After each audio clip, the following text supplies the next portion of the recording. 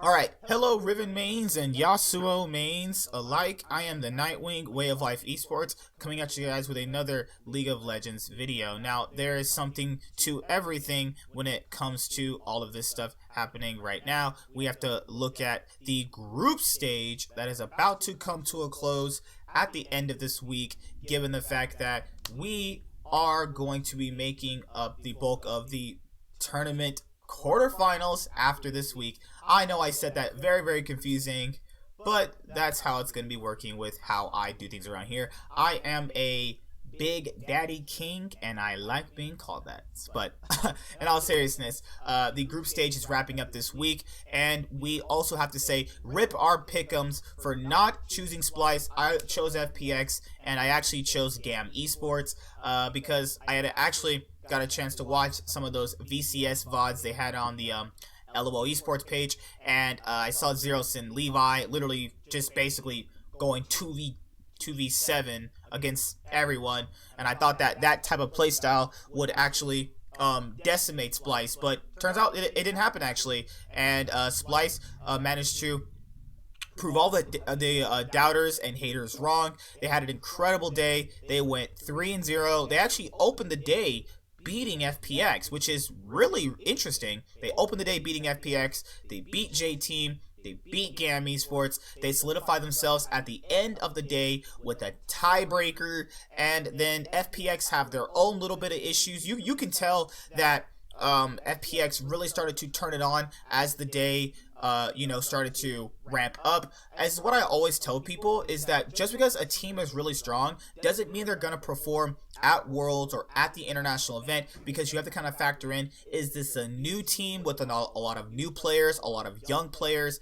That comes into play as well. You must factor that in. I know a lot of people don't, and so you can't just bank on teams choking or them being nervous, but when it comes to young players, specifically people who have never been at Worlds, going from their region, playing in the biggest competition, biggest tournament of League of Legends all year, there's gonna be pressure no matter what. You cannot deny that. That is just the fact of the matter is that people will get nervous. People will not play they're supposed to, because just of how the nature of how Worlds works, and it might take several weeks, and at that point you might already be knocked out. But luckily today FunPlus didn't let that happen. They turned it on toward the very end against J-Team. They dismantled J-Team in an elimination game. Actually, J-Team had a really off day. Rest was basically trying to get paid from the other teams about just basically literally going in inting.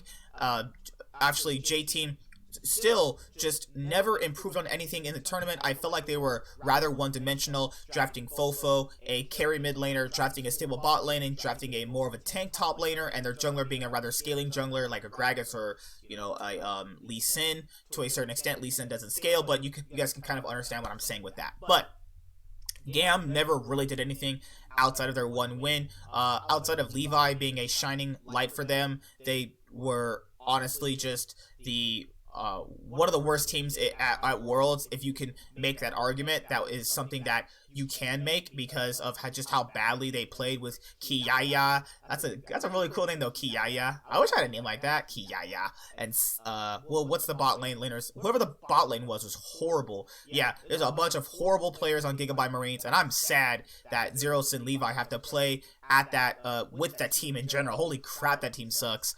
But sorry for you VCIS fans that watched the video. Yeah, your team sucks. And I actually put my GAM Esports in my pick'ems. So yeah, that's why I'm mad. Zeros, I have a problem that Zeros never performs internationally. That everybody always hypes this guy up, and he just never plays, obviously, internationally very well. Now, I felt like this tournament he played a lot better, but he still, obviously, is still getting those nerves issues, handling them. He should obviously be hoped to handle those better as you get to more international competitions. As obviously, if he's on Gigabyte Marines or GAM Esports, they're probably going to be at most of the international events for the VCIS, like Rift Rivals and MSI and things like that. But I thought Zeros and Levi were the shining bright points of GAM Esports, and they leave the group stage 1-5. J-Team obviously leave. they leave what, 2-4 if I'm not mistaken, because they lost an elimination game to FunPlus Phoenix, and Doinby's like, give me the Malphite mid? That's my boy right there. Where was this Doinby at week 1?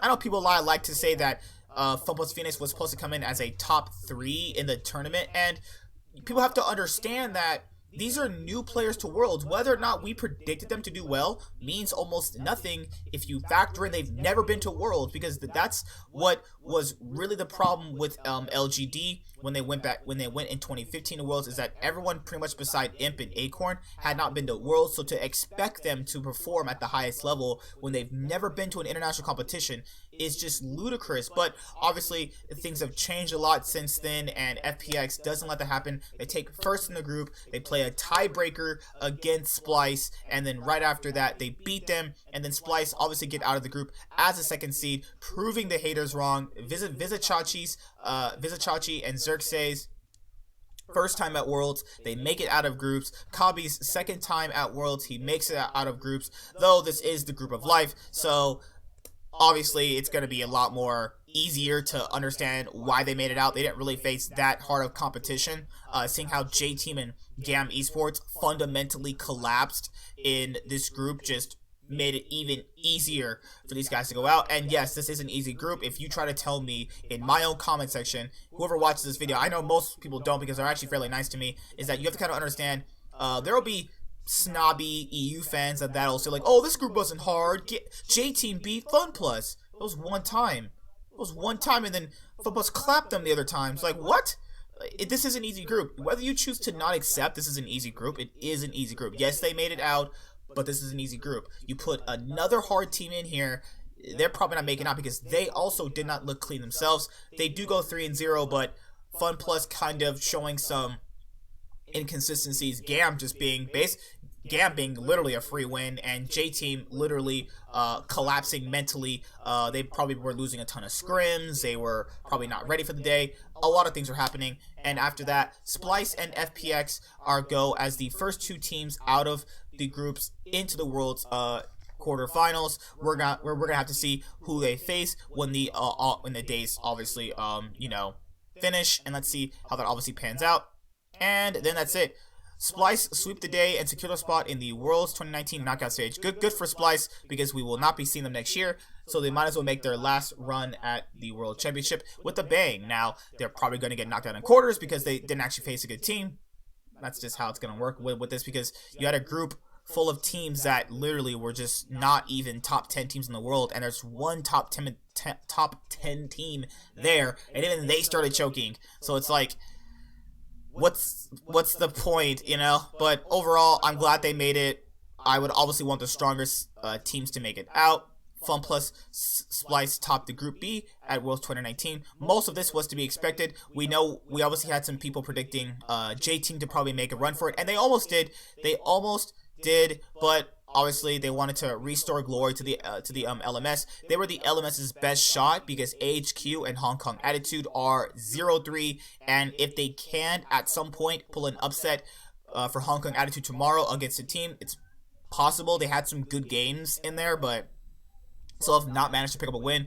And that's where we're seeing it at. But J-Team are eliminated, and it feels a bit bittersweet. They did try super hard, so I'll give them a commendable aspect for that. And if you guys go to the LoL Esports page, tomorrow is going to be the long-awaited Cloud9 group. And so if the situation wasn't anything bad, is that Cloud9 has to win this game for a chance to get out of the group, because if you don't, you are going to be 2-0. Griffin will have the head-to-head, and then also you would have to obviously win these 2 games, but to give yourself a fighting chance to get out of the group, you're going to have to beat Griffin. It's do or die time. I really want them to make it out. I'd make predictions, but this is kind of like my bingo free space, so I'm not gonna do that, obviously. Cloud9 guys, yikes, I don't even know what to say right now. You have to win this game. There's no ifs, ands, or buts. I would sit here and lie to you if I could, but I'm not gonna do that. I wouldn't lie to you in general, but beating G2, if they win against Griffin, they'll have 2 wins. They win against G2, they'll have 3 wins, and they're gonna have to obviously win this last game. So they're gonna have to basically, you know, go 3-0. It's not impossible. They almost beat Griffin the last time with their split push composition. Yes, I had a few gripes about, you know, how they lost the game, because it was a winnable game. It was literally a winnable game, but if they can just show what they did before, play it just exactly the way it should be, because they did it. It was sneaky getting caught. You can beat Griffin. We saw it before. Griffin is literally choking. Take advantage of that. Griffin aren't as playing as good as most people anticipate.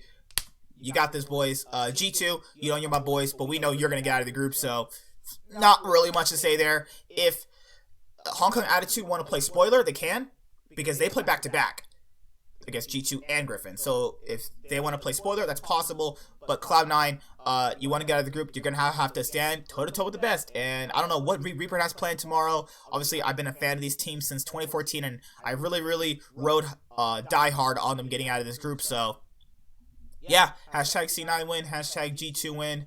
Hope for the best tomorrow, boys. Alright, see you guys later. Like, comment, subscribe, most of all enjoy. I'm the Nightwing, and Way of Life Esports is signing out. Peace.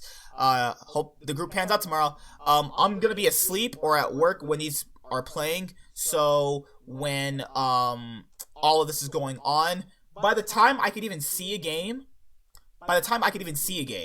because by the time I'll actually have a break at work, it'll be around 8 o'clock, so I'll be watching the Hong Kong Attitude and Griffin game. But I would hope that Cloud9, when I wake up, obviously win the game. It's like, you have to win. You gotta win, boys. Like, let's do it. Come on. I'm giving you all my love here. Peace out. See you guys. Bye. Hashtag C9. Make sure to like and subscribe to the channel for more stuff. Yeah, thank you.